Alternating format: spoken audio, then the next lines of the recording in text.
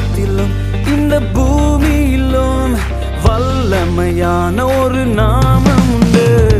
மனுஷருக்குள்ளே வல்லமையான வேறொரு நாமம் இல்லை. மனுஷருக்குள்ளே வல்லமையான வேறொரு நாமம் இல்லை. அவர் நாமம் இயேசு கிறிஸ்து. அவர் நாமம் இயேசு கிறிஸ்து. அவர் நாமம் இயேசு கிறிஸ்து. அவர் நாமம் இயேசு கிறிஸ்து. அவர் நாமத்தில் மன்னிப்பு உண்டு. அவர் நாமத்தில் ரட்சிப்பு உண்டு. அவர் நாமத்தில் மன்னிப்பு உண்டு. அவர் நாமத்தில் ரட்சிப்பு உண்டு.